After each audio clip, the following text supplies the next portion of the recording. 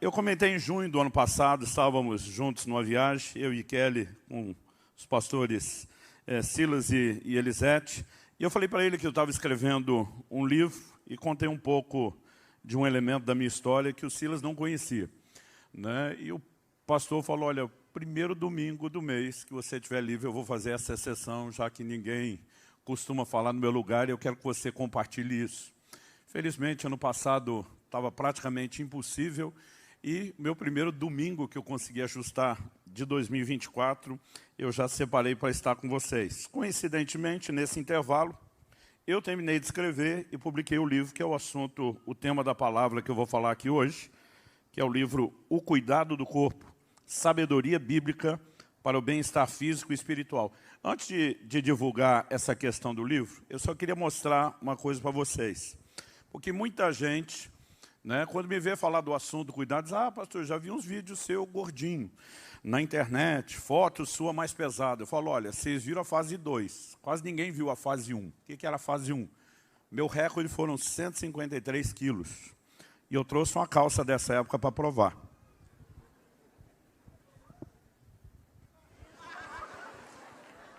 Eu coloquei lá no Instagram uma foto com as duas pernas dentro de uma só.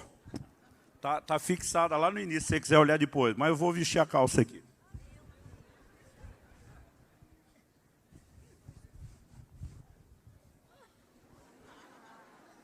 Dizem que uma imagem vale mais que 1000 palavras.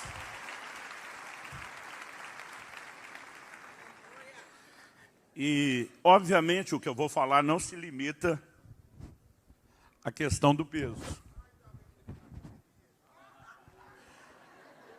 O que eu vou falar não se limita à questão do peso, mas, obviamente, também não exclui esse aspecto. Mas a gente quer trazer, obviamente, uma fundamentação bíblica. Não é um assunto da modinha da época, eu e você somos guiados pela palavra de Deus e pelo que Deus diz. Então, antes de mais nada, quero dizer que, infelizmente, não tem o livro físico para você adquirir aqui hoje. Mas a gente decidiu fazer algo que facilitasse a vida de vocês, esse volume de gente, e todas as igrejas estariam nos acompanhando.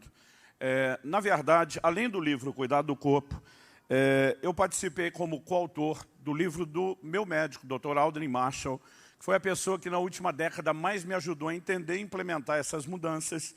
E ele escreveu um livro intitulado Rumo aos 120 anos. E nós, apesar de ter publicado por editoras diferentes, nós combinamos a data dessas publicações porque a gente queria promover o combo dos dois materiais. No início, o nosso plano era um livro juntos, a gente achou que ficaria muito grande e eles se complementam. Então, nós estamos colocando aí no telão o banner com a foto dos dois.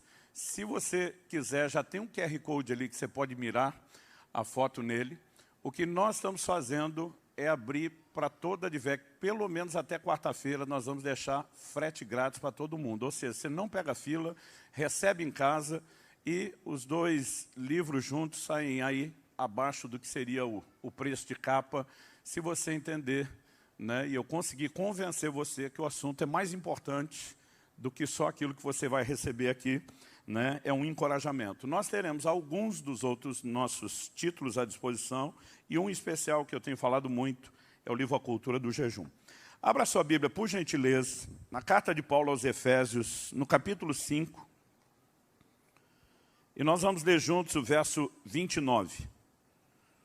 Eu vou ler na Nova Almeida atualizada, mas qualquer que for a sua versão, acompanhe comigo. Efésios capítulo 5, verso 29. O apóstolo Paulo diz, porque ninguém jamais odiou o seu próprio corpo. Ao contrário, o alimenta e cuida dele, como também Cristo faz com a igreja. A declaração bíblica aqui, ela vem dentro de um contexto. A partir do verso 22, o apóstolo está falando da relação marido e mulher, e ele estabelece um paralelo com a relação de Cristo e a igreja. Tanto na forma como o marido deve amar sacrificialmente sua esposa, como na maneira como a esposa deve sujeição ao marido, o paralelo é estabelecido. Quando ele chega no verso 28, ele diz que o marido deve amar a esposa como ama o próprio corpo. E ele usa a argumentação, quem ama a esposa ama a si mesmo. Então é dentro desse contexto e dessas analogias que nós temos o verso 29, que é o nosso texto base, o nosso ponto de partida e também uma espécie de trilho para a nossa reflexão. Ninguém jamais odiou o seu próprio corpo. Ao contrário, o alimenta e cuida dele. A Bíblia fala de um cuidado para com o corpo, que não se limita somente à questão da nutrição. E o paralelo é claro, como também Cristo faz com a igreja. Ou seja, Cristo, que é o nosso modelo, é o nosso padrão comportamental, a nossa referência, a Bíblia diz que Ele cuida do seu corpo, que é a igreja. Mas o cuidado do corpo praticado por Jesus não é apenas com o corpo místico, espiritual, que é a igreja. Enquanto esteve na terra, evidente, temos registros disso, Nosso Senhor cuidava do seu próprio corpo. A mesma Bíblia que registra que ele teve fome, registra que ele se alimentou. A mesma Bíblia que registra que ele teve sede, registra que ele também bebeu água. A mesma Bíblia que registra que ele teve sono e cansaço, registra que ele descansava e dormia. E é muito importante que eu e você possamos entender que Cristo não faria com o seu corpo místico, espiritual, a igreja, algo que ele não tivesse feito com o seu próprio corpo físico. Embora a Bíblia afirme que ninguém odeie o seu próprio corpo, o comportamento de muitos de nós tem sido, muitas vezes, como se a gente, de fato, estivesse em guerra conosco mesmo. E eu quero chamar a sua atenção para algo que Deus tem me corrigido aí ao longo dos anos. Eu não vim aqui te apontar o dedo, eu não vim aqui jogar pedra em você, eu não vim aqui te julgar pelo seu passado nem pelo seu presente. Eu vim te apresentar uma nova proposta de futuro. E eu vim compartilhar a história da minha correção. Obviamente, como diziam os antigos, na esperança de que a carapuça lhe sirva. Então, eu não tenho certeza se isso aconteceu, o que eu vou contar agora, no finalzinho de 2007 ou no começo de 2008. Mas Kelly e eu recebemos em casa a visita de uma amiga, a pastora Rosela Infátio, lá de Milão. E eu já tinha estado com eles pregando na igreja deles por 3 vezes. Eu ia a cada 2 anos. Então, eu lembro que eu estive em 2003, 2005, 2007. Então, isso tem que ter sido ou finalzinho de 2007, depois da minha visita, ou início de 2008. A pastora Rosela veio com uma amiga, uma discípula da igreja, que também era médica. E quando nós as recebemos em casa, eu estava no auge dos meus 153 quilos, a fase da calça que eu mostrei aqui para vocês. E quando elas entraram em casa, essa amiga que acompanhava a pastora, médica, ela regala os olhos, observando o meu peso, meu tamanho. Apesar de italiano, ela falava bem o português. E ela diz, pastor do céu, cada vez que eu te encontro, o senhor está maior. Mas eu já estava acostumado a entrar por um ouvido, sai pelo outro. Então já ativei o modo blindagem, né, antes dela continuar falando. Mas ela diz assim, eu não tenho como não me preocupar, eu sou médica. Então ela olha para mim e faz a pergunta, o senhor tem feito check-up? Falei, sim. Ela falou, quando foi o último? Falei, faz 2 meses. Ela falou, e aí? Falei, e aí que tudo bem. Quando eu falei tudo bem, a cara dela era, não acredito nisso. Quando ela fez cara de não estou acreditando, falei, Kelly, pega os exames. Tipo, vamos esfregar na cara da doutora. Ela, não precisa pegar. Eu falei, só está com um cara que não está acreditando. Ela falou, desculpa, é difícil acreditar que o senhor com esse peso esteja bem, mas vou ficar com a sua palavra. Aí disse, mas já que sua palavra é que vale, só checando. Colesterol em ordem, né? A questão dos triglicerídeos, ok. Né? Aí eu fui falando, açúcar no sangue está em ordem, pressão. E ela estava meio assim, sem acreditar. Ela me pergunta, quem foi que conduziu esse check-up? Foi um cardiologista? Eu falei, foi. Ela falou, eu estou curioso para saber o que é que ele falou no fim. Eu falei, ele estava um pouco bravo. Ele pega o exame, um envelope com os exames. Eu lembro que ele jogou aquilo na mesa, aquele envelope veio rodando, bateu no meu peito. O gesto dele foi bem hostil. E ele, num tom bravo, ele diz assim, digamos que o senhor tem mais sorte do que juízo. Não era para estar tudo tão bem com esse seu tamanho, com esse seu peso. E eu, na época, tinha a mentalidade que eu vou atacar aqui de espiritualização exagerada. Então, dentro de mim, eu estou sorrindo, pensando, some de Deus. Mas quando eu contei o que o médico disse, essa médica olhou para mim e falou, pastor, desculpa, eu vou discordar do seu médico. Ela falou, o senhor não está tendo sorte. Ela disse, o senhor só está ganhando tempo. E ela falou a frase que não teria resultado imediato, mas seria o início do processo. Ela disse assim, lembre de uma coisa, o corpo é que nem cartão de crédito. Primeiro o senhor gasta, depois vem a fatura. Ela diz, e o senhor está gastando é muito. Essa conta daqui a pouco vai chegar e vai chegar alto. Eu dentro de mim está amarrado em nome de Jesus. Como se pudesse usar o cartão e amarrar a fatura depois. né? Mas eu ficava lembrando daquilo ao longo do tempo. Um ano depois, minha pressão disparou, perdi o controle, tive que começar a tomar medicamento. Um ano depois da pressão, foi a vez da diabetes. Quando eu descobri, o açúcar estava altíssimo. E eu levei um susto com a combinação da diabetes e da pressão alta. Então eu lembro que pelo susto, eu comecei a emagrecer. Eu mudei radicalmente o estilo de vida e naquele ano eu perdi 27 quilos, foi em menos de um ano. Eu fui descendo dos 153 onde estava. Eu lembro quando bateu 126 quilos, a pressão normalizou e a diabetes também. Quando normalizou, eu malandramente parei de emagrecer. Nunca mais subi além desse peso, mas na hora que eu vi que a coisa estava bem, pensei, minha meta era ter saúde, já estou com saúde, e por isso que eu digo, malandramente parei ali, porque na minha cabeça estava tudo certo. Eu não sabia que eu ainda estava gastando o cartão e que teria mais fatura, mas eu passei alguns anos nisso que eu chamo a fase 2, que são meus maiores vídeos, as fotos mais antigas na internet que as pessoas costumam ver, é dessa época aí dos 126 quilos. Então, eu quero compartilhar com você o que Deus começou a falar e fazer comigo nessa época da mudança da fase 1 para a fase 2. O primeiro elemento foi justamente esse confronto de Deus, do que eu quero chamar aqui de uma mentalidade de espiritualização exagerada. O que é isso? Quando o Senhor Jesus está sendo tentado por Satanás lá no deserto, uma das coisas que o diabo fala é, pula do pináculo do templo. E ele vai fundamentar isso em cima da Escritura, que Jesus já tinha citado em propostas anteriores. Jesus rebateu com a Bíblia, o diabo diz, então o senhor é guiado pela Bíblia, vamos lá. Pula do pináculo do templo. Ele cita o Salmo 91. Porque está escrito, aos seus anjos dará ordem a teu respeito, para que te guardem em todos os teus caminhos, de maneira que você não tropece com o seu pé em pedra. O que é que Jesus respondeu? Ele diz, também está escrito, não tentarás o Senhor teu Deus. Quando Jesus diz, também está escrito, ele está dizendo, o que você acabou de citar não é mentira, está lá.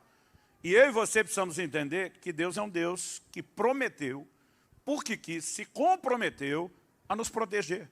Você pode dizer amém? Mas isso não significa que eu e você, deliberadamente, possamos abandonar a previdência, o cuidado, e simplesmente dizer, eu pulo de cima de um prédio. Não faz menor sentido, Jesus chamou isso de tentar o Deus que prometeu te proteger. Aliás, se você olhar ao longo das Escrituras, você vai ter o que alguns, às vezes, pensam que é um paradoxo. O mesmo Deus que promete proteção, fala a respeito de cuidado e de certas previdências ou providências que nós temos que tomar. O Salmo 127 diz, se o Senhor não vigiar a cidade, não guardar a cidade, em vão vigia a sentinela. A Bíblia não diz que porque Deus guarda a cidade não precisa de sentinela. A Bíblia está dizendo que porque a gente usa sentinela, a gente não descarta Deus. Mas não significa que uma coisa elimine a outra. Nem a natural elimina a espiritual, nem a espiritual elimina a natural. Quem está acompanhando? Deuteronômio 22:8. Deus diz, quando você construir uma casa e fizer um terraço, construa em volta também um parapeito. Deus diz para que você não seja culpado do sangue se alguém cair lá de cima. O Deus que promete proteger diz, mas faça a sua parte. Então eu fico feliz de ver que o povo está na galeria aqui, tem um parapeito para proteger os desavisados que inadvertidamente poderiam, talvez olhando no celular, avançar e cair. Então não é porque temos promessas de proteção que a gente simplesmente vai brincar com aquilo que é a nossa parte. E eu comecei a perceber que assim como no terreno da proteção, a Bíblia fala as mesmas coisas na área da saúde. Por exemplo, o apóstolo Paulo escreve a Timóteo, em 1 Timóteo capítulo 5, verso 23, ele diz, não beba somente água. Beba também um pouco de vinho por causa do seu estômago e das suas frequentes enfermidades. Eu não vou entrar na discussão, né, dos comentaristas bíblicos sobre qual era a qualidade da água onde Timóteo estava, porque aparentemente o principal não é se a água era ou não era ruim. Mas Paulo está dizendo, ei, você está com uma situação de saúde, com enfermidades recorrentes, e se você fizer ajustes na alimentação, você pode corrigir isso naturalmente. Paulo tinha um ministério de curas e milagres, mas ele não se ofereceu para orar por Timóteo. Paulo sequer mandou Timóteo orar pelo assunto. E não significa que nós não vamos crer que Deus é um Deus que intervém na área de saúde. Mas nós simplesmente precisamos entender que o fato de ele intervir não significa que eu e você vamos viver abusando da coisa. Quando eu era recém-casado, dezembro agora, que ali eu completamos 28 anos de casado. Então, estou falando em torno de 27 anos atrás, perto disso. Quando era recém-casado, fui fazer a primeira mudança. Então tem que ter tido pelo menos 1 ano de contrato do primeiro apartamento que eu morei. Eu lembro que eu fui carregar uma caixa. E a caixa estava cheia daquelas louças, daquelas cerâmicas. Sabe aqueles presentes que você ganha mais caro, bonitinho, e que você diz assim, não vamos usar, vamos esperar a tal da visita que nunca vem, e você mesmo que mora na casa não usa. Então estava lá as louças que a Kelly gostava e a gente nem tinha usado. E eu coloquei tudo numa caixa, apesar de plástica, ela era bem firme, e eu percebi que estava muito pesado. Mas eu não ia carregar tão longe, eu mirei, olhei, considerei, falei, eu acho que eu dou conta. Então eu flexionei meus joelhos, mantive a coluna ereta, peguei a caixa e comecei a carregar. Quando eu dei os primeiros passos, eu já pensei, deu ruim, calculei errado. Eu vi que não ia aguentar. Mas ao mesmo tempo eu dizia, não está longe, é só mais um pouquinho. E eu fui no meu limite. E quando eu realmente estava no limite, eu tinha que fazer uma escolha de pressa. Ou jogava aquela caixa no chão, quebrava aquelas louças e teria uma situação conjugal. Ou eu tentava salvar a louça e fiz a escolha equivocada, estúpida que eu fiz. Eu simplesmente dobrei depressa, sem o cuidado para levantar, para pôr no chão, sem que quebrasse. Eu ouvi o estalo da minha coluna na hora. Eu não consegui mais levantar do chão. Resultado, 2 hérnias de disco, que instantaneamente começaram a pinçar o ciático. Eu fiquei 15 dias na cama, sem conseguir andar. Com 1 mês depois do incidente, eu estava arrastando a perna com muita dificuldade, implorando para o ortopedista da igreja que me atendeu me dar morfina, para você ter ideia. Ele me fala, mais ou menos 1 mês depois, passou considerando todos os exames que nós fizemos e refizemos. Ele falou, vou ser honesto com o senhor, nem cirurgia resolve o seu problema. Ele me disse, ou o senhor aparece com uma dessas histórias que conta no púlpito, ou o senhor vai ter problema de mobilidade o resto da vida. Eu falei para ele, o senhor vai ter a história. 6 meses depois, eu estava totalmente curado da minha coluna. Então, não estou insinuando que Deus não intervenha e que não cure e que não opere milagres na área de saúde. Eu tenho vivido várias dessas experiências no meu corpo, na minha casa, através do meu ministério. Então, não quero insinuar que nós estamos dizendo, não precisa do sobrenatural porque tudo se faz naturalmente. A questão é, tem que se resolver tudo sobrenaturalmente, quando muitas vezes nós podemos agir naturalmente? Então esse é o ponto onde eu quero levar. Por quê? Nos próximos anos eu passaria a engordar bastante, pegar bastante peso. E eu tive outros 2 problemas sérios na coluna. Não necessariamente o mesmo, mas outros 2. Dessa vez não por causa de uma caixa que eu peguei para carregar, mas por causa da carga que eu carregava no meu peso. E Deus me curou as outras 2 vezes, mas na terceira, o Espírito Santo falou assim comigo, eu não vou suspender para sempre as leis da natureza em seu favor. Basicamente o que ele estava dizendo, eu não vou viver sempre quebrando seu galho. Se você não fizer a sua parte, eu vou ter que botar um limite aí. E é isso que eu quero falar sobre espiritualização exagerada. Não estamos dizendo que Deus não fará. E eu creio que hoje, enquanto a palavra é anunciada, antes dessa reunião terminar, pessoas aqui nos acompanhando serão curadas de forma sobrenatural pelo poder de Deus. Eu creio, eu quero declarar isso em nome de Jesus. Então, não estamos anulando isso, mas isso não é desculpa para que a gente não faça a nossa parte. Eu lembro quando ainda era garoto, Silas, meu pai citando quando Jesus vai ressuscitar Lázaro. Em João 11:39, nós temos a declaração de Jesus, tirai a pedra. Meu pai dizia, ressuscitar morto, que só Deus pode fazer, não tem ninguém para terceirizar. Ele assume. Mas rolar a pedra, ele não faz questão nenhuma de fazer no nosso lugar. Ele diz, isso aí vocês mesmos podem fazer. Ele não falava isso no contexto da saúde, eu demorei para aplicar nessa área, mas eu comecei a entender, peraí, tem coisas que estão à minha e à sua disposição. Então a pergunta é, por que não fazer? Então, em 2008, eu levei aquele choque do peso, da diabetes, da pressão. Em 2010, eu comecei a emagrecer, mas ainda levou uns 3 anos. Emagreci só até aqueles 126 quilos. Levou uns 3 anos para o choque de Deus realmente funcionar. Quando chegou o ano de 2013, Deus armou uma conspiração enorme e todo mundo me pegava em todo lugar. Me confrontava, tentava expressar preocupação. E eu lembro de um pastor que me abordou, falou, Subirá, pelo amor de Deus, nós precisamos de você vivo por mais tempo, cara, você tem que se cuidar. Aliás, eu lembro de uma vez um médico falou para mim, você conhece alguém com o seu peso? Quando eu estava assim no auge do sobrepeso, com 70 anos de idade, pensei, não lembrava de ninguém. Ele falou, não precisa ser um amigo direto seu não, pode ser amigo de amigo, amigo da família. Pensei, falei, ninguém. Ele falou, o senhor não conhece porque não tem. Aí eu falei, emagrece quando chega à cidade? Ele falou, não, morre antes. Mas normalmente quando a conversa ia para esse lado, a gente ativava o modo blindagem.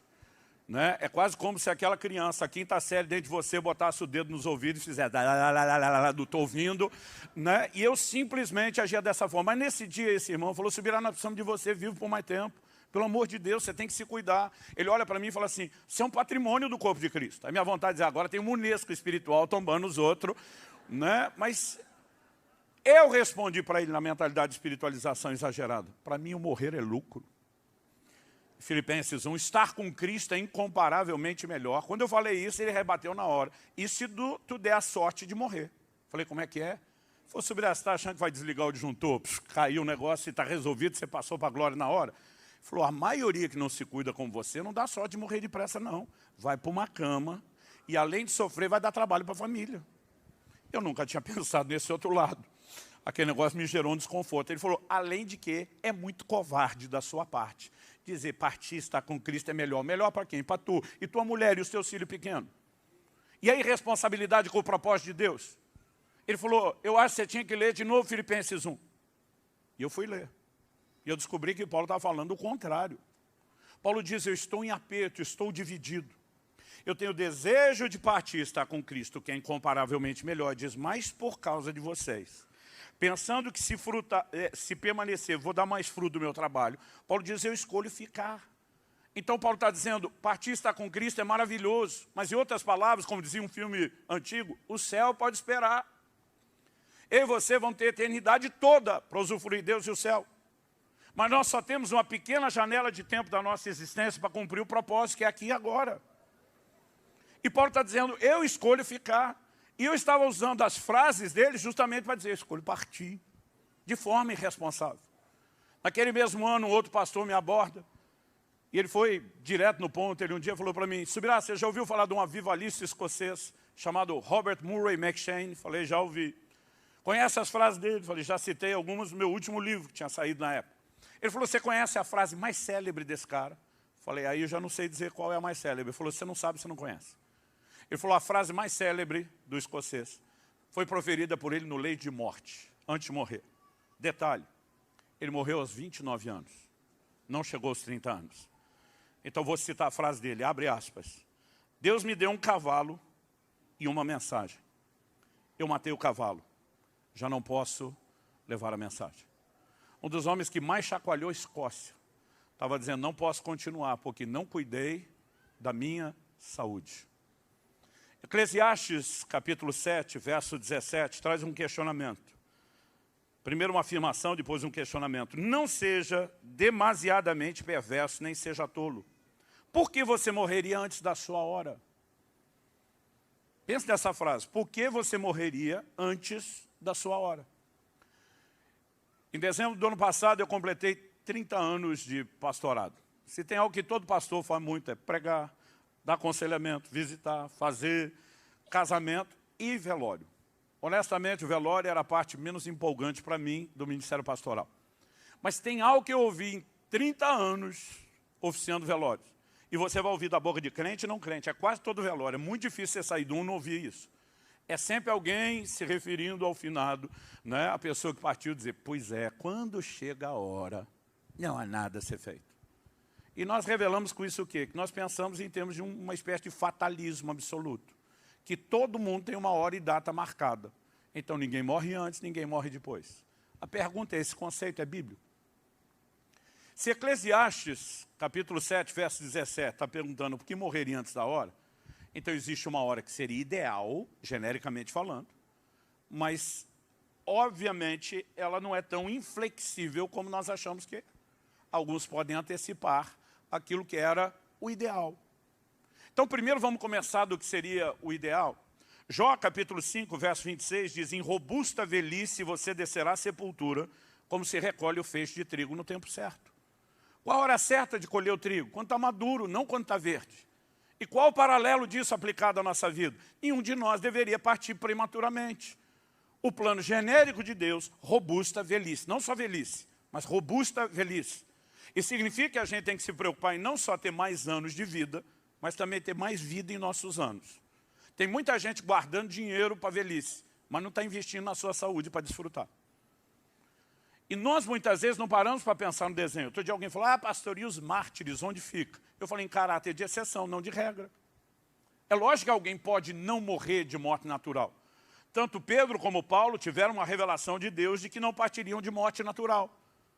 Mas Paulo escreve uma das suas últimas epístolas e ele se identifica como Paulo Velho. Então, mesmo que ele tenha sido martirizado, não quer dizer que ele não chegou na velhice, nem que não tenha chegado com saúde. De acordo com a tradição, Pedro morre numa data não muito distante da de Paulo e era mais velho que Paulo. Então, ainda que a gente não saiba a idade de Estevão e de outros muitos milhares de mártires, nós não podemos transformar exceção em regra. Qual é a regra? Eu e você precisamos entender que o plano de Deus é robusto à velhice. Outro dia um cara falou para mim, mas você pode se cuidar a vida inteira e morrer de acidente. Falei, você pode não se cuidar e nunca ter um acidente. Como é que você vai trabalhar em cima dessa hipótese incerta sua?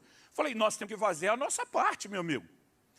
Agora, olhando para a perspectiva bíblica, você vai descobrir o quê? Paulo cita aos Efésios um dos 10 mandamentos e diz, honra teu pai e tua mãe, para que tu te vá bem e sejas de longa vida sobre a terra. E diz porque esse é o primeiro mandamento com promessa. Há coisas que eu e você fazemos que podem aumentar os nossos dias. Quando o próprio Deus diz para o rei Ezequias, você vai morrer ou não vai viver? Você já parou para pensar nisso? Se o médico desenganar você, você pode correr para Deus. Mas se Deus desenganar você, você corre para quem? Para Deus, foi o que ele fez. E ele ora, chora, clama, Deus diz, acabou de ganhar mais 15 anos de bônus. Significa que essa data da partida não é tão inflexível quanto a gente acha. Há coisas que fazemos que podem aumentar os dias, há coisas que fazemos, principalmente a quebra de princípios, não só espirituais como naturais, que podem encurtar os dias. Todo princípio que você quebra, vai quebrar você. É uma questão de tempo. E nós precisamos entender biblicamente isso. Porque essa coisa de achar que alguém morreu porque era a hora, então o camarada tirou a vida dele, aquilo tinha que acontecer daquele jeito. Não era escolha ou responsabilidade dele. O que nós gostamos é de transferir a responsabilidade.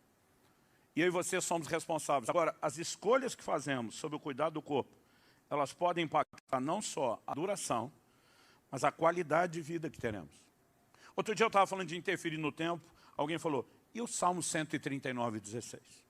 Todos os meus dias foram escritos no teu livro, quando nenhum deles ainda existia. Eu falei, não confunda presciência divina com predeterminismo. São duas coisas completamente diferentes. Deus sabe todas as escolhas que você vamos fazer, antes delas serem feitas. Isso não significa que nós não somos responsáveis pelas nossas escolhas. Então, se em primeiro lugar eu ataquei aqui a mentalidade que eu chamei de espiritualização exagerada, em segundo lugar, eu quero te dizer que o céu pode esperar e que eu e você devemos viver para cumprir o propósito. Você pode dizer amém? Terceiro e último lugar, eu quero falar um pouco dos cuidados necessários, mas eu quero começar pela ótica primária. Não é só aquela perspectiva de, é do meu interesse ter saúde. Evidentemente que a gente deveria ser inteligente e incluir isso na conta. Mas quando a palavra de Deus fala a respeito do corpo, eu percebo os crentes muitas vezes manifestando a mentalidade, e isso não tem valor nenhum. Outro dia um falou, isso aqui é pó, ao pó de voltar. Falei, depois de voltar para o pó, vai ressuscitar e vai te acompanhar a eternidade inteira. Não é porque é um momento de transição onde a carne corruptível perece e decompõe, que o corpo que será ressuscitado, transformado e glorificado não seja importante. Gente, uma das heresias mais combatidas desde o início da história da igreja, e muitas epístolas foram escritas para combatê-la, era o gnosticismo, que entre outras coisas, a carne não tem valor nenhum. Importante é as coisas espirituais. E muitas vezes nós não pensamos no ser humano na sua integralidade. A Bíblia diz, 1 Tessalonicenses 5:23, e o vosso espírito, e alma, e corpo sejam conservados, íntegros e irrepreensíveis para a vinda do Senhor. Então eu tenho que cuidar do meu espírito, eu tenho que cuidar da minha alma, o que inclui nossas emoções saudáveis, mas também eu tenho que cuidar do meu corpo. Em 1 Coríntios 6:19, Paulo pergunta, será que vocês não sabem que o corpo de vocês é santuário do Espírito Santo que está em vocês? Que vocês receberam de Deus e que vocês não pertencem a vocês mesmos? Outra tradução diz, e que não sois de vós mesmos. Por que eu e você não somos nossos próprios donos? Por que nós não nos pertencemos? Porque o nosso corpo não é nosso. O verso 20 começa com a conjunção explicativa. Por quê? Porque é uma palavra de ligação entre o raciocínio que está sendo desenvolvido e a conclusão a que se chega. Ele diz, porque vocês foram comprados por preço. Agora, pois, glorifiquem a Deus no corpo de vocês. O que significa ser comprado? Que a obra de Cristo na cruz, o ato de redenção, é um ato de compra. Jesus não veio só perdoar pecado, gente.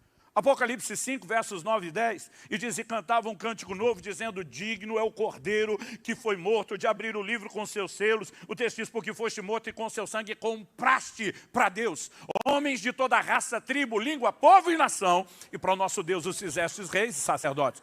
E você fomos comprados. Isso faz de Deus o dono, isso faz de mim e de você a propriedade. Então você não é dono do seu próprio corpo. Você não é dono nem do seu nariz. Eu sempre quis falar isso para alguém, nunca imaginei que ia falar no público. E qual é a mentalidade? Eu tenho que glorificar a Deus usando bem esse corpo. Então, o mesmo Paulo que em 1 Coríntios 6 vai dizer, não prostitua, não coloque esse corpo na lama da imoralidade, ele também mexe no versículo 13 em assuntos como alimentação. Ele diz, Deus fez o estômago para os alimentos para o estômago. E aí você precisamos entender que a ideia de glorificar Deus é abrangente. Glorificar Deus com o corpo não é meramente dizer, eu vou dar uma dançadinha no louvor e adoração. É muito mais do que isso. E quais são as áreas de cuidado? Eu queria destacar aqui, não as únicas, mas as 4 principais que Deus precisou corrigir na minha vida. A primeira delas, vamos começar pela área da alimentação, nossa forma de relacionar com a comida. Embora a comida em si não seja errada, o próprio Deus tenha feito o nosso corpo com necessidade de alimentos, de nutrição. E Deus não pensou no alimento apenas como fonte de nutrição, mas também como fonte de prazer. Porque é evidente, o livro de Gênesis diz que o Senhor fala para o primeiro casal, vocês podem comer de toda a árvore do jardim. Toda. Na Bíblia de gordinho e ex-gordinho vem em letra maiúscula, caixa alta, negrito, toda. Aquela ênfase na diversidade. Eu sempre brinco que Deus podia ter feito um fruto só. De uma única cor, com um único cheiro, com um único tamanho, textura, sabor, né? Que tivesse todos os nutrientes que o corpo precisa. A gente passaria o resto da vida comendo aquela única fruta. Ia ser um tédio, mas estaria resolvido o problema da nutrição. Mas Deus não fez isso. Ele caprichou em toda a variedade de tamanhos, cheiros, sabores, cores, texturas, frutas sazonais. Você está esperando a próxima estação para comer de novo. E nos deu uma capacidade degustativa, o paladar incrível. Alguns de nós temos superpoderes no paladar. Então é evidente que com isso Deus está dizendo é prazer. Mas eu e você precisamos entender que a mesma Bíblia que mostra que Deus oferece determinados prazeres, nos ensina a estabelecer limites para os próprios prazeres. E muitas vezes nós não percebemos como a relação com o alimento pode ser complicada, delicada. Não o alimento em si, mas a relação com ele. Quando eu ainda era garoto, eu lembro de mamãe voltar de uma consulta médica indignada. Porque o médico que não era crente deu um sermão nela. Falou, olha, vocês crentes não fumem, não bebem, come que é um negócio. E mamãe indignada ainda, como se o médico tivesse errado. A pergunta é, será que nós temos noção do impacto que uma relação errada com o alimento tem exercido, inclusive na vida espiritual? Onde é que o homem primeiro caiu? Qual foi a primeira área de tentação? A essência da tentação não era comida, mas a embalagem que foi vendida era, porque era o que daria certo. Porque Esaú vendeu seu direito de primogenitura por um prato de comida. Números 11 diz que o povo sentiu saudade do Egito, queriam voltar para o lugar da escravidão de onde Deus os tirara. Por causa de quê? Comida. Aonde Satanás primeiro tentou Jesus, transforma essas pedras em pães. O último Adão, diferente do primeiro, não iria sucumbir, mas Satanás atacar na mesma área em primeiro lugar, precisa informar para mim e para você alguma coisa a respeito. Paulo escreve aos Filipenses e fala de alguns cujos Deus é o ventre. Detalhe, está escrevendo para os crentes, para a igreja. Vai estar dizendo, algum de vocês, ó, tem um outro Deus, um ídolo aí dentro do seu ventre. Então a pergunta é, nós vamos lidar com isso de qualquer maneira? Gente, eu tive um privilégio que muitos de vocês não tiveram. Eu nasci e cresci num lar cristão. Fui dedicado, consagrado a Deus desde o ventre da minha mãe. Meu primeiro presente quando nasci foi uma Bíblia. Entreguei minha vida a Jesus aos 3 anos de idade, antes de completar os 3.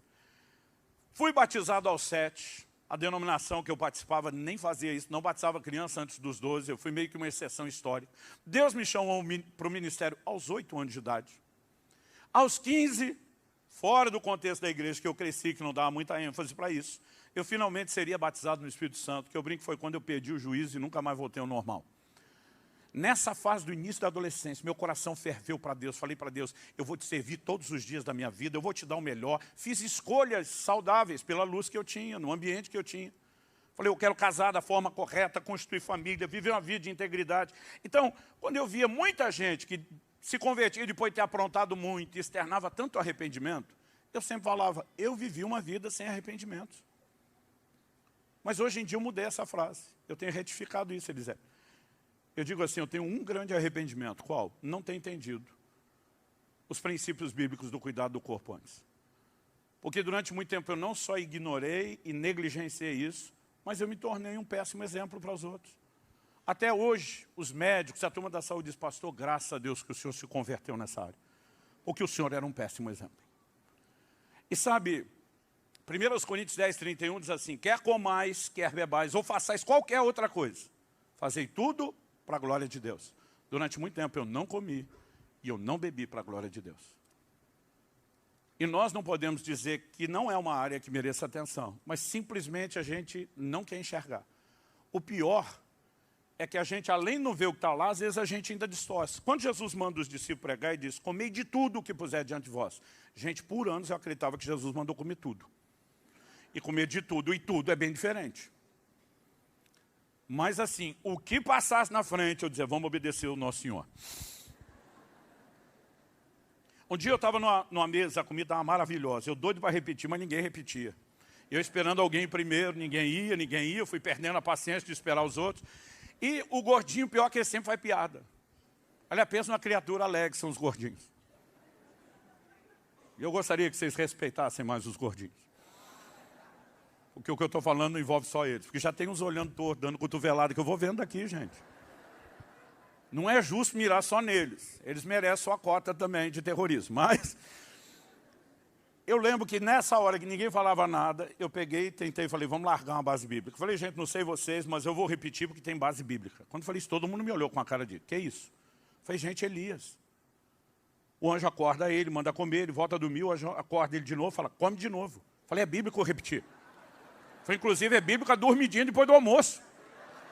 Mas quando eu falei que era bíblico, repeti, um na mesa falou assim, mas Elias andou 40 dias depois de repetir, quanto é que você vai andar? Aí o gordinho é feliz até alguém confrontar ele. Eu olhei para o cara e falei, bicho ignorante, não sabe brincar? Mas a gente acaba distorcendo muita coisa. Essa é uma área que nós temos que arrumar. Foi a primeira área que eu tive que mexer. Segunda área, questão do sobrepeso. Eu falei, isso não, tem uns magrinhos, gente, que se você pegar os exames dele, o negócio está feio. Está uma bomba ambulante. Então, a questão do peso não é o único fator. Mas não dá para dizer que quem está com sobrepeso não precise dar atenção a isso. Um dia eu estava lendo a Bíblia, cheguei em 1 Timóteo, capítulo 5, verso 16. Desde o verso 3, o apóstolo já está falando do cuidado com as viúvas dentro da igreja. Mas quando chega no verso 16, o apóstolo diz assim, se alguma mulher crente tem viúvas em sua família, socorra-as, para que a igreja não fique sobrecarregada e possa socorrer as viúvas que não tem ninguém. Então Paulo começa no verso 3, dizendo, olha, socorra as viúvas são verdadeiramente viúvas. O que significa isso? Que algumas viúvas, o marido não tinha morrido direito? Não. Ele está dizendo que as que tivessem arrimo de família, filhos ou netos, a família deveria cuidar dos seus, recompensar os progenitores, o que era justo diante de Deus. E ele diz para a igreja não ficar sobrecarregada. Então, quem tinha família, os familiares cuidavam. Quem não tinha familiares para cuidar, a família da fé abraçaria o cuidado. E o argumento de Paulo é para que a igreja não fique sobrecarregada. Eu lembro do dia que eu li isso, o Espírito Santo falou comigo assim, nenhuma sobrecarga é sábia. Eu parei, achei que ele ia me dar uma revelação sobre o ministério pastoral, sobre a igreja. Fiquei esperando, o que é que vem? E aí ele continua e diz, nem a sua sobrecarga de peso. E eu não consigo te explicar o que aconteceu, mas meus olhos se abriram. Parece que aquela blindagem toda de anos, não sei se foi intercessão dos irmãos, que todo mundo, né, hoje fala, pastor, eu orei muito pelo senhor, para o senhor enxergar, eu falo, muito obrigado. Mas de repente meus olhos se abriram, nenhuma sobrecarga é sábia. Se você constrói um prédio com uma estrutura de andares de peso maior do que o alicerce suporta, o que é que vai acontecer com esse prédio? Vai cair. Você tem uma exceção histórica lá na Itália, em Pisa, que entortou. E na verdade, usar de uma engenharia para não terminar de cair. Mas o prédio, mesmo não caindo, não serve para nada, só para foto. Se você colocar sobre um automóvel, não importa se estamos falando de um carro de passeio, um utilitário que vai de caminhonete a caminhão, mais peso do que ele suporta, o que é que vai acontecer? Primeiro rebenta a suspensão, depois você pode inutilizar o carro. Se você colocar mais peso numa embarcação do que ela suporta, vai afundar. Mas aí a gente entra numa lógica inversa de que carregar mais peso no corpo está tudo bem. Eu quero te dizer, não está bem coisa nenhuma. Eu avariei toda a minha suspensão, joelho, costa, um monte de coisa durante o tempo do sobrepeso. E o duro, que a gente, além de não perceber, fica tentando se convencer que está bem. Sem contar as desculpas do gordinho. Não, eu tenho uma estrutura óssea maior. Se você colocar duas pessoas, estou falando da mesma estatura, o magro e o gordo, e tirar o raio-x, os ossos são iguais, gente. Não existe esse negócio. Mas de alguma forma, de alguma maneira, a gente não está considerando o impacto. Agora, não é só na suspensão, só as juntas. Um corpo maior vai precisar de uma irrigação sanguínea maior e você vai ter um coração trabalhando mais para bombear sangue para uma área corporal maior. Meu coração já estava hipertrofiado, aumentado de tanto trabalhar. É por isso que começam a aparecer os problemas de pressão. A gente não engordou sem problema de alimentação. E aí você não tem só um coração trabalhando mais. Normalmente você tem veias entupidas, né? Ou que estão sendo limitadas. Então, eu lembro a primeira vez que eu passei por um médico que tem me acompanhado, o doutor Aldo, eu estava com todos os gatilhos de infarto e derrame, tudo armado. E a gente não percebe a própria questão da diabetes, gente. Hoje, a obesidade e a diabetes estão tão relacionados que os médicos criaram um termo único para relacionar as coisas, que é diabesidade. E é um efeito dominó, uma coisa vai levando a outra. Você entrou na diabetes, não é só um açúcar a ser controlado, você tem uma desordem hormonal e uma coisa vai levando a outra, é um efeito dominó. E a gente não pode simplesmente tapar o sol com a peneira e dizer, não é problemático. Eu quero dizer, é só uma questão de tempo. Como aquela médica me disse, você está gastando e a fatura vai chegar. Por que é que Deus usou o profeta Jeremias? Deus diz, durante 490 anos, vocês não respeitaram os sábados da terra. A cada 6 anos se plantava e colhia, no 7º descansava. Durante 490 anos não respeitaram. Deus usa Jeremias e diz, vocês vão para o cativeiro e a terra vai cobrar os seus sábados. Porque todo descanso que você não respeitou, a conta vai chegar. É só uma questão de tempo. Aliás, deixa eu falar da terceira área, descanso. Primeira vez que eu estive com o Dr. Aldrin, o médico, eu não fui porque eu queria me consultar. Estava pregando na Lagoinha, em Belo Horizonte, o pastor Márcio Aladão falou para mim, filho, eu gostaria que você conhecesse um dos nossos líderes aqui, não sei se ele já era pastor na época, que também é médico. Falei, pastor, era feriado do Corpus Christi. Falei, uma hora dessa que eu voltar e não é feriado, fico feliz em consultá-lo. Falou, não, filho, ele está atendendo na nossa instância. E você consegue falar com ele esse fim de semana. Para não falar, não, o pastor Márcio, falei, tá bom. Fui lá, estava com 7 dias de jejum, pensei, vai estar tudo meio mascarado, melhorado. E tem uma máquina que avalia a gente, eu brinco aqui, revela até a alma, as mágoas que você tem de quem, por quanto tempo, é um negócio assustador. E aí, quando ele terminou o exame, eu falei, e aí, doutor, muito ruim? Ele olha para mim e fala assim, melhor do que eu esperava para alguém como você que não se cuida. Aí eu falei, não, é que Deus tem falado comigo. Quando eu comecei, o Deus tem falado comigo, e eu já vou contar a parte que foi o... Eu nunca tinha pensado nessa perspectiva. Ele falou assim, Deus cria o corpo com a necessidade de 8 horas de descanso, mas você tem um plano melhor que o de Deus. Aliás, eu tinha dificuldade com isso, eu dizia, quem que prova que tem necessidade? Será que não é o povo que acostumou com a própria preguiça deles? A gente faz muita afirmação e conclusão, gente, baseado na nossa ignorância. Quando os médicos pediam exame de cortisol até 8 da manhã, eu dizia, gente, como é que o corpo sabe que é 8 horas, não tem relógio? Mas a verdade é que ele tem. O ciclo circadiano de rotação na Terra, nosso corpo, seja, é por isso que as pessoas, quando viajam para um outro país, em transporte rápido, vão ter dificuldade com a questão do fuso. Gente, nós precisamos entender que Deus planejou tudo de uma forma tão extraordinária, que é uma coisa assim impressionante. Ele olhou para mim e falou assim, Luciano, você já teve alguma vez aqueles parques lá de Orlando, na Flórida? Coincidentemente, eu tinha ido há pouco tempo pela primeira vez. E eu estava deslumbrado com aquilo. Falei, já. Tive o privilégio de conhecer. Ele falou, não é tudo lindo e maravilhoso? Eu falei, demais. Ele falou, alguma vez você viu em algum parque alguém dando manutenção ou limpeza? Eu tenho uma memória fotográfica, comecei a visitar as cenas, falei, nunca vi. Ele falou, pensa bem. Eu pensava, falei, nunca vi.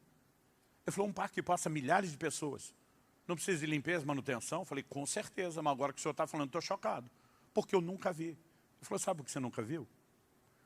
Porque eles só dão limpeza e manutenção à noite, quando o parque fecha. Quando ele falou isso, eu entendi na hora a alegoria. Quando eu e você vamos para a cama, e fechamos os olhinhos, nosso parque fecha. E dormir não é apenas só carregar a bateria, como alguns de nós achamos. O corpo passa por um processo de limpeza, de manutenção necessário à sua existência. Aí nós temos uma mentalidade de produtividade que ela é burra, o perdão da palavra. O livro de Eclesiastes, falando do machado, diz assim, se estiver embotado o ferro, tem que se pôr mais força. Então pensa no lenhador que tem que rachar lenha, mas o corte do machado está embotado em vez de afiado. Aí o cara vai botar mais força, vai gastar mais energia, mais tempo para produzir menos. Aí alguém chega para o lenhador e diz, ô campeão, por que você não para um pouquinho a afiar esse machado? Não tenho tempo para perder. A gente ia olhar e dizer, bicho estúpido. Porque parar para molar o machado não é perda de tempo. É um investimento que vai salvar tempo e produtividade. Então, com o corte afiado, ele vai cortar a lenha melhor, com menos força, mais rápido e gastando menos energia. Então, o que nós precisamos pensar em produtividade a longo prazo. E se você não respeita o descanso, todo o tempo que você ganha agora, você vai perder ele e um pouco mais, porque vai vir com juros e correção monetária. Em Marcos, no capítulo 6, eu queria chamar a atenção especialmente dos pastores e pregadores agora. De 30 a 32, a Bíblia diz, os apóstolos voltaram à presença de Jesus e lhe relataram tudo o que tinham feito e ensinado. Ele lhes disse, venham repousar um pouco à parte num lugar deserto. Isso porque eles não tinham tempo nem para comer, visto serem muitos os que iam e vinham. Então foram de barco para um lugar deserto, à parte. O Jesus que mandou os discípulos pregar o evangelho, expulsar demônios, curar os enfermos, agora está ouvindo o relatório deles, empolgado, eles estão falando do tanto que fazia. Quando Jesus vê o volume de trabalho, ele diz, ei, vamos dar um break, pausa, vamos descansar. Eu lembro do dia que eu pensei, sério, Jesus? Que o Senhor está botando essas turmas para criar mentalidade de corpo mole? Mas na sabedoria dos antigos, se você apertar demais o parafuso, a rosca espana, e aí não tem utilidade. Jesus está dizendo, top que vocês estão produzindo agora, mas para preservar a produtividade, vocês têm que descansar. Gente, Deus instituiu o descanso diário do sono. Deus instituiu o descanso semanal. Deus instituiu outras formas de descanso em periodicidades diferentes, porque você precisamos. Em janeiro desse ano, eu estava num retiro de jejum e oração, e diferente da maioria dos que eu faço, o Senhor me mandou me esconder num lugar. Eu acho que eu nunca, Silas, tinha descansado na minha vida como nesses dias. Os primeiros 3 dias, já estava num jejum, quando cheguei no lugar, o Senhor falou comigo, os primeiros 3 dias você não sai do quarto e não bebe água. Nunca tinha feito 3 dias sem água. Eu não falava com ninguém. Pensa numa mente que foi descansando. Eu dormia sem hora para acordar. De repente, alguma coisa aconteceu nos primeiros dias.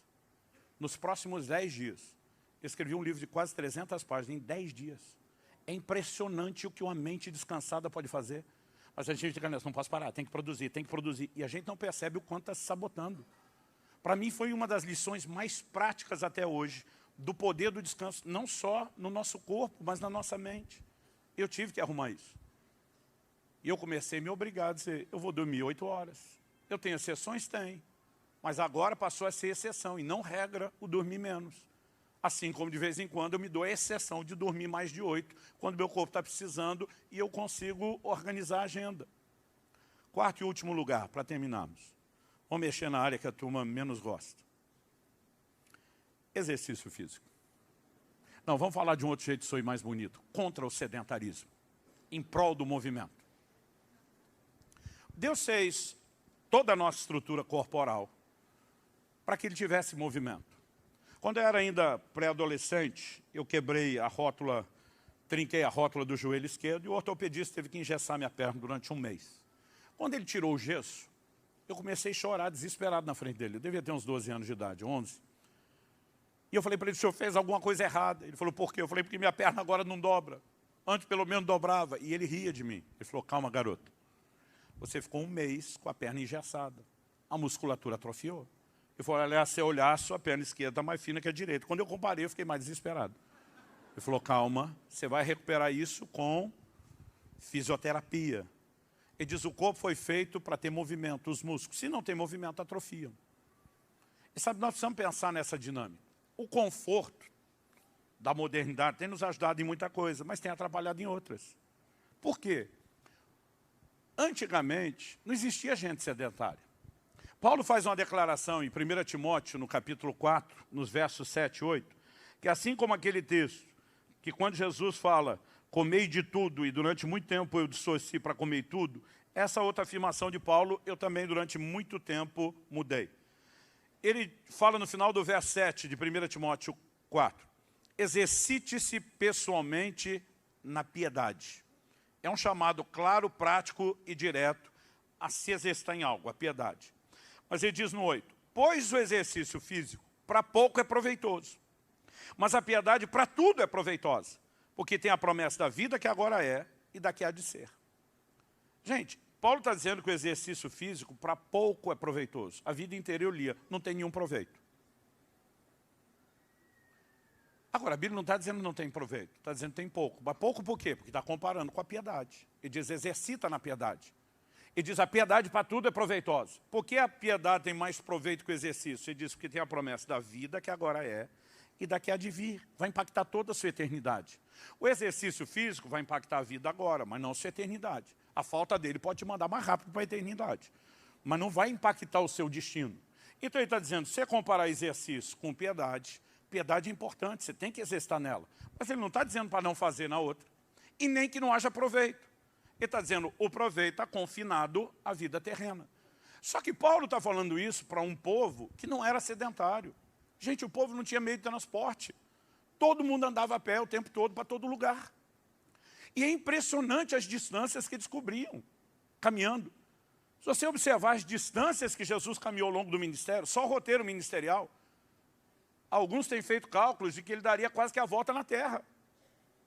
Então assim, saíram da Galileia, vamos ali para Jerusalém, vai fazer as medições.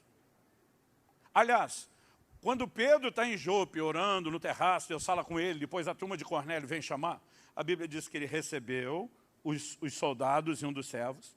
No dia seguinte eles saíram. A Bíblia diz, em 2 dias ele chegou em Cesareia Marítima. De Jope a Cesareia são 60 quilômetros. Para fazer o trajeto em 2 dias, 30 quilômetros por dia. Qual foi a última vez que você deu um rolê de 30 quilômetros? Ah, pastor, não quer dizer que eles andavam 30 todo dia. Com certeza não andava 30 todo dia. Mas para fazer 2 dias de 30 seguidos, tinha que ter um bom condicionamento. Aliás, a Bíblia fala mais dessas coisas do que a gente imagina, sobre condicionamento. Deus usa Jeremias e diz, você não consegue correr com os que caminham a pé, como é que vai correr com os que correm a cavalo? Você consegue imaginar quando o exército saía, ia a cavalaria na frente e os soldados a pé do lado, trotando com os cavalos? A Bíblia diz que Filipe ouve o Espírito Santo dizer, ajunta-te, acompanha essa carruagem, do eunuco etíope que está passando. A velocidade média de uma carruagem varia de 20 a 45 km por hora. Você tem ideia, alguém andando depressa, ele vai caminhar em média 4 km por hora. Então vamos imaginar pelo menos 20. Aí você tem que correr pelo menos 20 km, conversando, falando. A maioria de nós estava pisando a língua nos primeiros passos. Não teria fôlego para isso. Então aquele povo tinha movimento, eles não tinham sedentarismo. Ninguém passava o dia sentado numa cadeira na frente do computador trabalhando. Todo trabalho era manual, todo mundo tirava o sustento da terra, tinha que plantar e colher, esforço.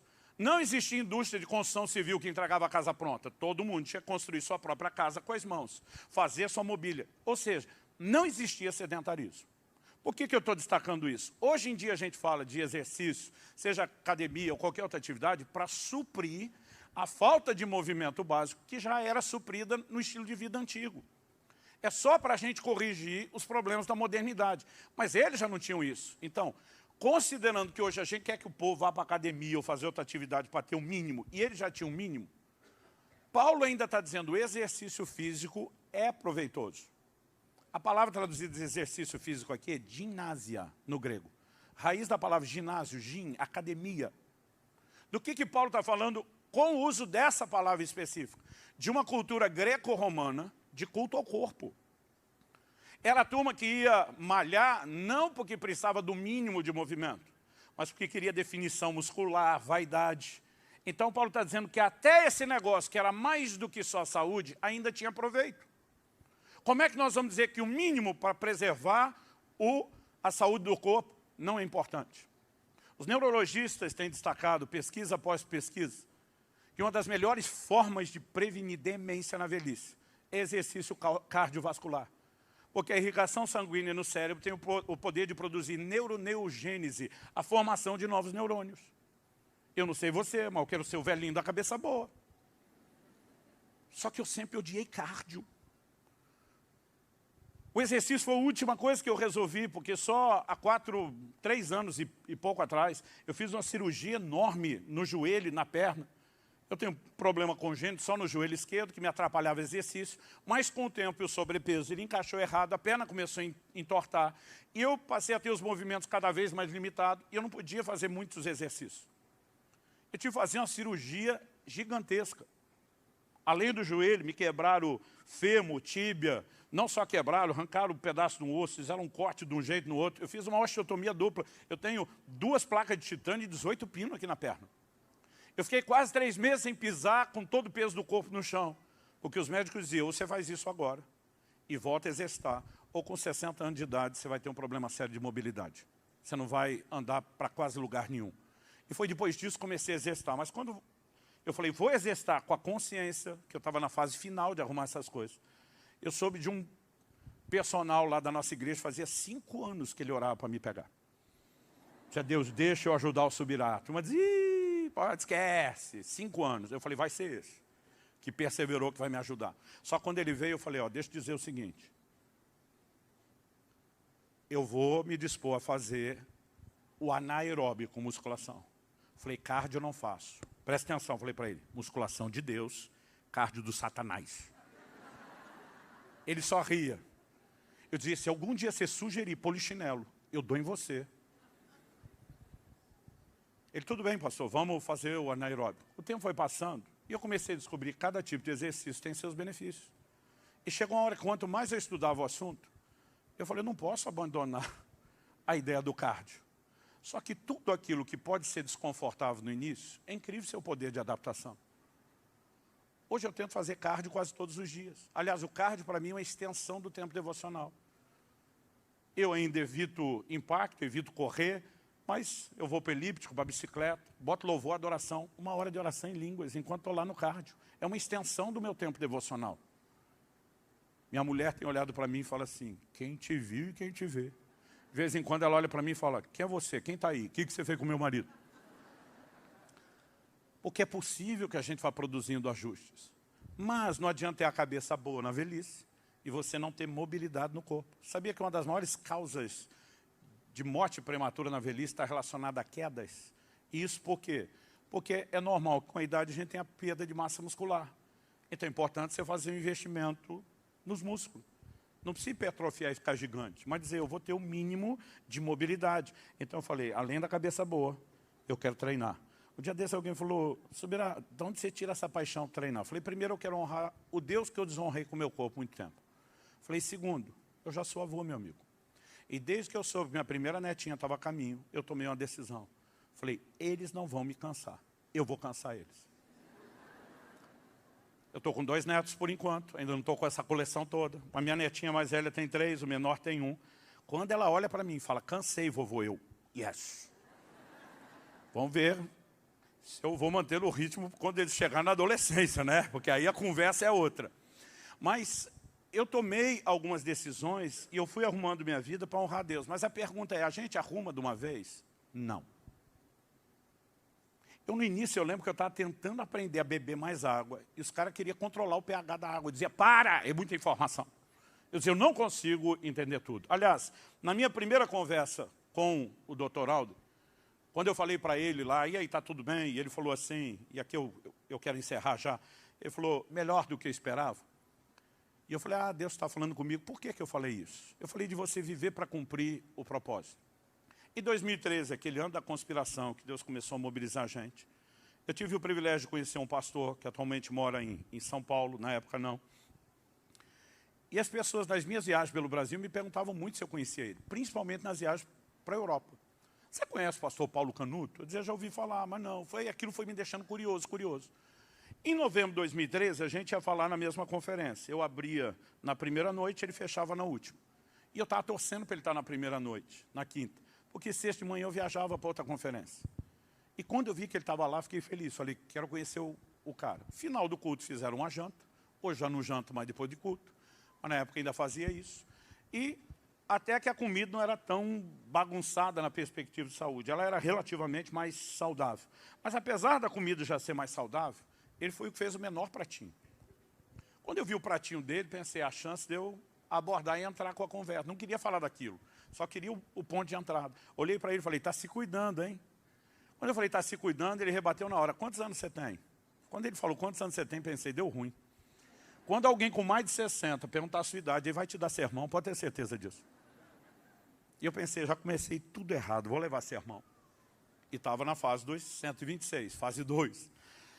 Quando ele falou, quantos anos você tem? Então estamos falando 10 anos e alguns meses atrás, eu falei, 41. Ele falou, não, estou perguntando sua idade. Porque ele falou, quando eu tinha 44 anos de idade, e ele falou, eu achei que você estava perto dos 40. Ele falou, quando eu tinha 44 anos de idade, eu morri. Eu falei, você o quê? Ele falou, eu morri. Eu falei, como assim morreu? Ele falou, eu morri. Eu tenho o laudo médico da minha morte. Ele apresentou a mulher, Eva, eu estava do lado dele, e falou assim, ela é minha testemunha. Ela que me socorreu, me levou para o hospital. Não é todo dia que você pode conversar com alguém que já morreu, eu gosto sempre de fazer perguntas. Eu já conheci alguns. Eu falei, como é que foi isso? Ele falou, os médicos me reanimaram 5 vezes. Ele falou, nas primeiras 4 eu voltei. Eu falei, como é que você sabe que voltou? Ele falou, porque na quinta, quando eu não retornava, eu vi meu espírito saindo do corpo.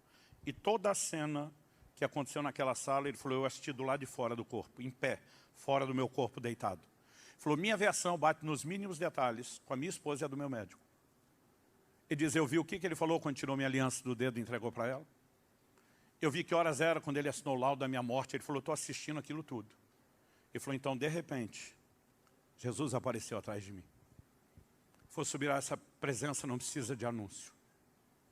É uma glória tão impressionante que ele falou, a hora que eu senti aquilo atrás de mim, ele falou, eu já sabia que era ele. Ele falou, eu não senti a permissão de virar e encará-lo, mas eu sabia que era ele. E ele aproximou, chegou bem perto do meu ouvido e sussurrou assim, você é um suicida. Eu sabia que a conversa ia ficar tensa.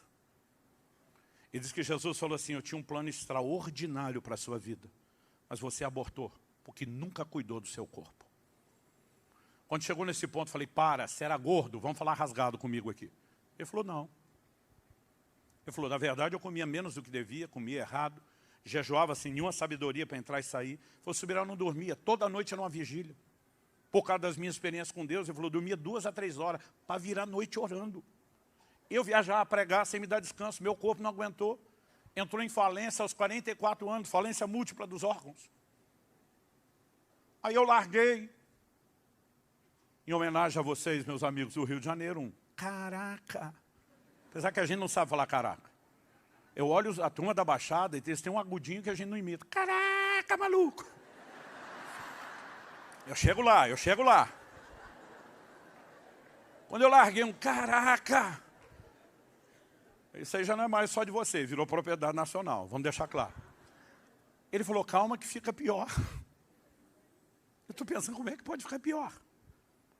Ele falou, Subirá, Jesus me deu uma visão do que teria sido o meu velório do dia seguinte. O velório que nunca aconteceu, eu assisti. Ele falou, eu vou dizer uma coisa para você. Não tem nada pior do que assistir o próprio velório. Ele falou, eu vi o meu. Meu corpo arrumado, terno, gravata, flores, coroa de flores, amigos, familiares chorando. Ele dizia, alguém chegava perto do caixão, apontava a mão na direção do corpo e dizia assim, mas o Paulo era uma bênção. Por que será que Deus recolheu ele tão cedo, tão novo? E Jesus falava atrás dele enquanto ele tinha visão. Além de abortar o meu plano para a sua vida, você faz com que eu seja julgado. Jesus disse, eu não te recolhi coisa nenhuma, foi você que se matou. Mas agora as pessoas me julgam pela sua negligência. O chão sumiu debaixo do meu pé. Eu levantei daquela mesa. E eu não esqueço mais esse dia, há mais de 10 anos atrás, eu falei para Deus, nunca mais o Senhor vai chamar minha atenção outra vez. Eu falei, nunca mais, é a última vez que o Senhor chama a minha atenção sobre isso. Mas sabe o que eu falei para Deus? Eu falei, me dá um ano. Eu não vou conseguir mudar de hoje para amanhã. Eu vou ter que repensar tudo. Eu já sabia, ninguém muda comportamento sem mudar primeiro os valores. Mas só para terminar a história, o Canuto de Jesus, se eu estou aqui, não fui a lugar nenhum, o Senhor mostrou isso tudo, eu vou ter alguma chance? O Senhor falou para ele, vai. Ele disse assim, então eu prometo me cuidar. E ele contou toda essa história por causa da minha abordagem, está se cuidando. Mas disse que antes de voltar para o corpo, Jesus disse assim, mas você vai colher o que plantou. E você ainda vai sofrer um tempo no hospital e na mão dos médicos. Mas ele disse, quando voltar e for cumprir sua promessa de se cuidar, ele disse, priorize o alimento que eu criei, não o que o homem faz. Então me permita fazer um último adendo antes de terminar. Silas, eu passei 2 minutos, dá para descontar da próxima? Quando eu terminei de escrever o livro do Cuidado do Corpo, eu tenho 3 capítulos sobre alimentação. Um é sobre alimentação, o outro restrições alimentares, inclusive questões doutrinárias. Escrevi um sobre os efeitos saudáveis do jejum, que tem a ver com desintoxicação. Eu lembro quando terminei esses 3 capítulos, falei para Deus, não tem mais nada para falar sobre o assunto. Nem na Bíblia, nem na literatura, esgotei. Mas no dia que eu pensei e falei isso comigo mesmo, o que caiu na minha leitura bíblica? Aquela leitura corrida, não programada. 2 Reis, capítulo 4, de 38 a 41. Fala de quando Eliseu chega em Gilgal e que havia fome na terra. E ele manda que um dos seus discípulos preparasse uma comida para os filhos dos profetas. A Bíblia diz que o jovem saiu e ele achou as traduções mais modernas por equivalência, não literalidade, diz uma trepadeira silvestre. As mais antigas de Almeida diz colossíntidas. E a Bíblia diz assim, colhendo dela, encheu sua capa de colossíntidas, voltou, cortou-as em pedaços, pondo-as na panela, visto que não as conheciam. Outra tradução diz, mesmo sem saber o que eram. Depois, ele deu de comer aos homens e alguém grita, morte na panela. E o morte na panela era literal. Eu fui pesquisar o que eram as colossíntidas. Elas tinham uma propriedade laxante. Em pequenas quantidades, tinha um uso terapêutico para o intestino. Mas em grandes quantidades, além da vulga diarreia, ela tinha o poder de provocar sangramento intestinal até a morte. Era altamente tóxica em grande quantidade. Então, quando alguém grita morte na panela, eu não sei se quem comeu percebeu o gosto, porque quem preparou não sabia. Não acho que deu tempo de fazer mal, se não tinha feito mal para todo mundo. Ou, uma vez que era um grupo de profetas, e dos profetas dá para esperar tudo. Você sabe como os profetas se cumprimentam quando encontram? Nós, gente normal, a gente olha para o outro, e aí, tudo bem? O outro, tudo, e você? Os profetas é o contrário, um olha para o outro e diz, você está bem, e eu como estou. São os homens da revelação. Então, eu não sei se algum deles teve a revelação, mas alguém grita, morte na panela, e Eliseu teve que intervir, senão aquele povo ia morrer. Quando eu terminei de ler esse texto, o Espírito Santo falou assim comigo, qual o paralelo desse texto e a vida de vocês hoje? Eu falei, não sei não. Ele me fez uma segunda pergunta, por que a morte foi parar na panela? Eu falei, isso eu sei, por causa da ignorância do abençoado que preparou a comida. O Senhor me disse, pois é, e quanto à ignorância de vocês hoje, não está botando morte na panela, no prato e no corpo de vocês. Gente, em nome do conforto, da facilidade, nós priorizamos demais alimentos industrializados, processados. Processado é pouco, ultraprocessados. E a gente não tem noção quanto aditivo químico a gente consome. Conservante, saborizante, aromatizante, corante, a lista é gigantesca. Hoje, mesmo quem resolve comer orgânico e diz não como nada industrializado ou processado, ainda tem outro risco, que já são os agrotóxicos. Os pesticidas, até a comida orgânica já vem envenenada. É por isso que eu tenho batido na tecla cada vez mais. Nós precisamos jejuar não apenas como uma prática espiritual, mas uma prática de detoxificação, de limpeza para o corpo. E naquele dia, enquanto estava na frente do meu médico, eu falei, Deus está falando comigo por causa da experiência do Canuto.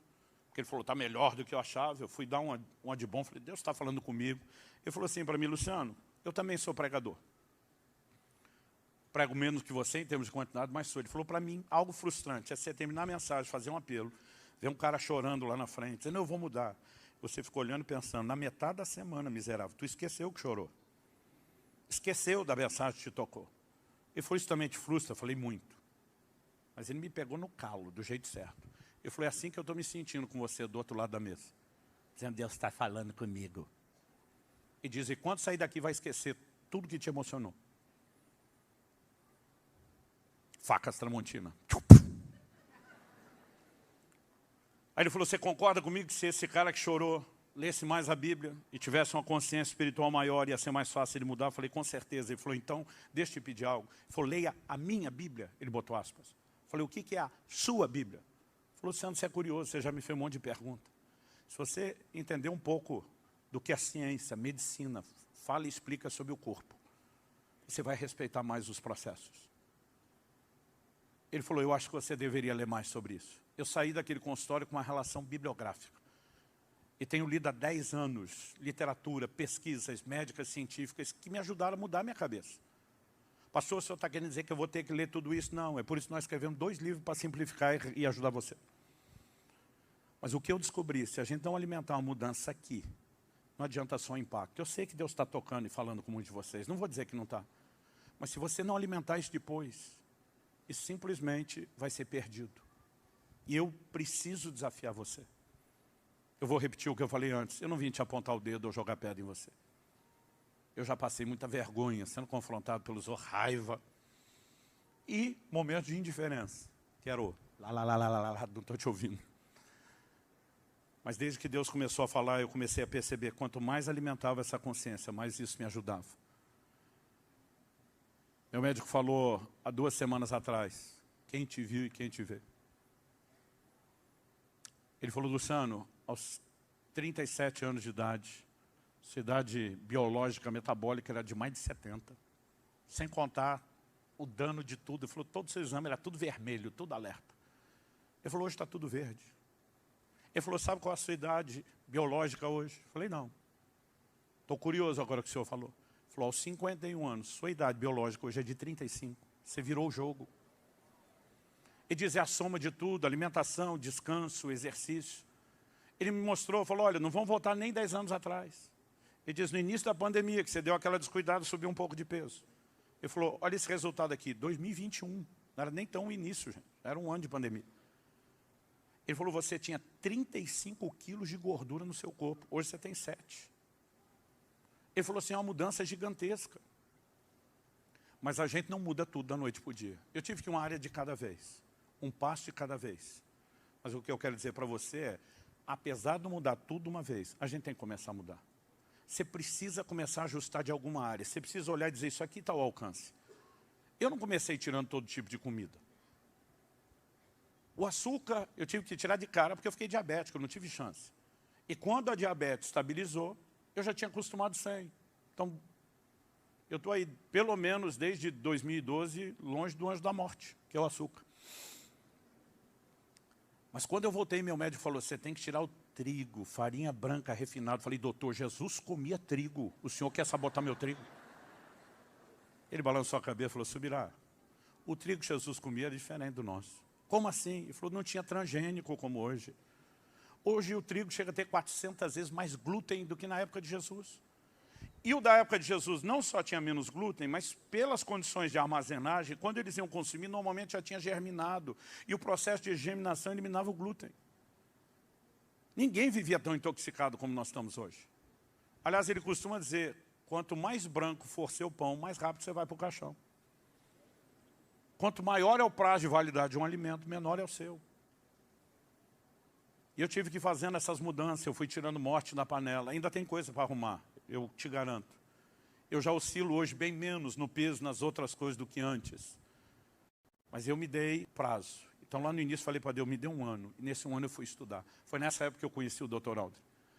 E desde então eu tenho vivido uma revolução. E eu espero de alguma forma, não te julgar, mas te inspirar a implementar mudanças. Você recebe essa palavra em nome de Jesus? Vamos orar.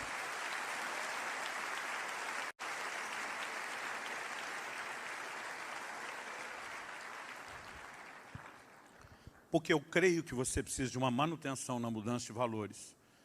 Eu quero insistir, se você puder, adquira o combo dos livros. Nós deixamos ele em conta, frete grátis para todo o Brasil. Não ganho dinheiro com a venda dos meus livros, mas se você comprar com a gente, você está ajudando o ministério.